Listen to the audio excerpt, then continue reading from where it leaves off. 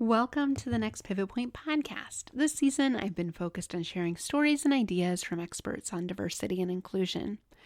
Today, we're doing a bonus episode in which I will share some of my thoughts and ideas on the future of work. We will leave you with some actionable tips to think about and discuss with your organization. I share this information because inclusive leadership is a journey. It requires bravery and courage, and you do not have to do it alone. At Next Pivot Point, I believe we are stronger together. We are one. So we're going to dig into this week's subject, the last bonus episode of the summer between seasons 5 and 6, and on our way to celebrating the all-important 100th episode that'll be coming up soon in season 6. So excited for that guest. Stay tuned. The subject of today is the future of work. 2020 has been a roller coaster ride. That might be an understatement.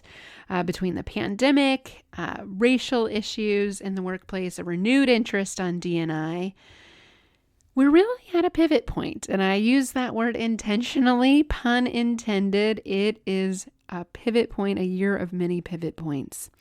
And I always say there's no return to the old way. There's no new normal. We will not get back to February 2020, and that's probably a good thing.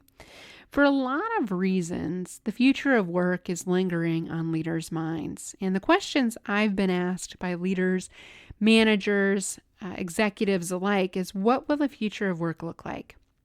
How will we interact with each other? What are people going to care about in this future work environment?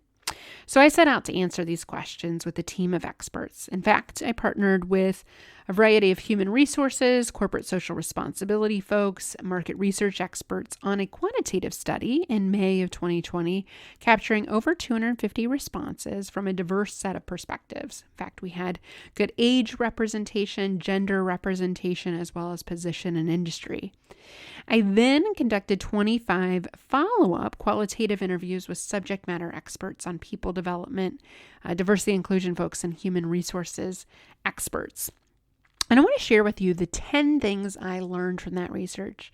These will be unpacked in season 6 as we refocus and pivot on the future of work and how diversity and inclusion will be impacted in this future state of work.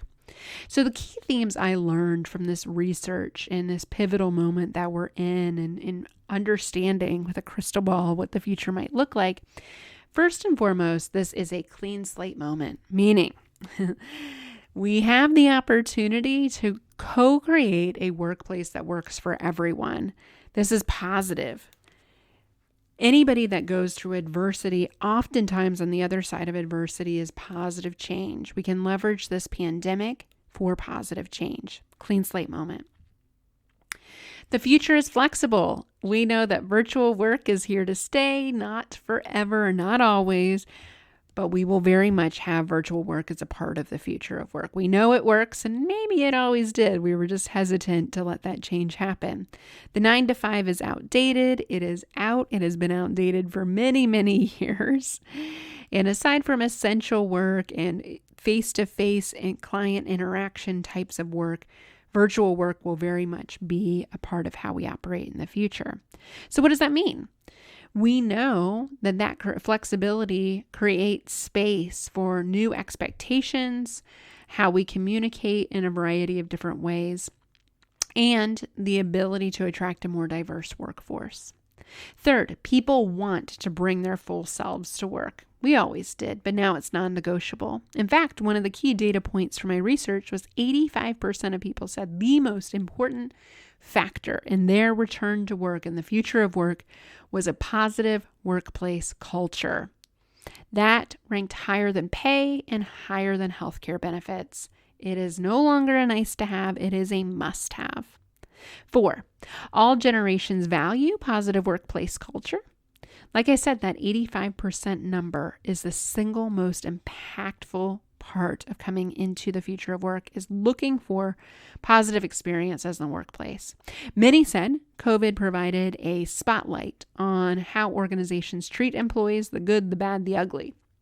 And they are not willing to settle for a toxic or negative workplace culture. Even when unemployment is somewhat high, Employers are going to lose high performers if they don't ensure an inclusive and positive workplace culture. 5, crisis magnifies leadership and performance issues. Performance management has been outdated again for quite some time. Annual performance reviews are rarely met with a smile. And crisis has really elevated the high performers from the low performers, the ones that need hand-holding and the ones that can work autonomously, the extroverts and the introverts. Lots of different issues surfacing here. And it really warrants itself to updating how we measure work on outputs, not just inputs, hours worked, button, seat mentality. 6, relationships are strengthened virtually. People have gotten to know each other as human beings on Zoom calls and video calls and Slack channels. And people actually care when they ask the question, how are you nowadays? We're really getting to know each other much more deeply, even though we're physically separated. 7, blended learning is here to stay. So not all virtual, not all in person. The future is blended. It's going to be a hybrid experience, virtual live, virtual self-guided, and sure, there will still be live training. The future is blended. 8, diverse talent has never been so accessible. We know that women, ethnic groups, and more global diversity and those with disabilities will benefit from virtual work. We know caregivers can have flexibility, and there is no longer the excuse of we're in this limited geographic area, so we don't have diverse talent. That's not true anymore because you certainly can expand your reach globally now, and that's a positive thing. 9, leaders win with transparency.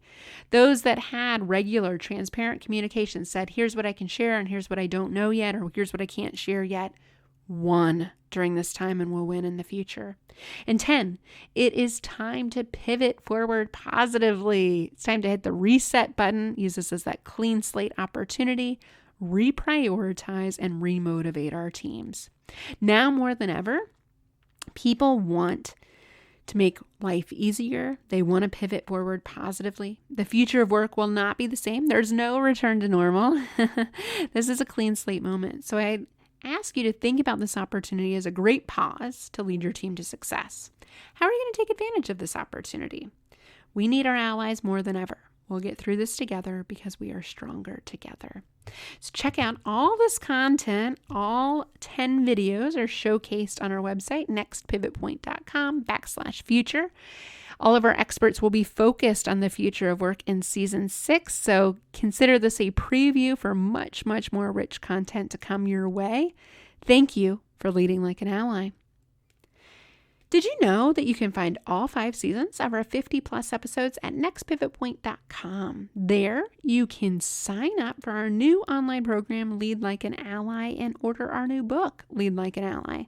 I appreciate you listening to this episode. Who do you know that needs to hear this message? Hit the share button, connect with me on LinkedIn, simply search Julie Kratz, Kratz. I post daily. I host this podcast because I believe we are stronger together. We are one.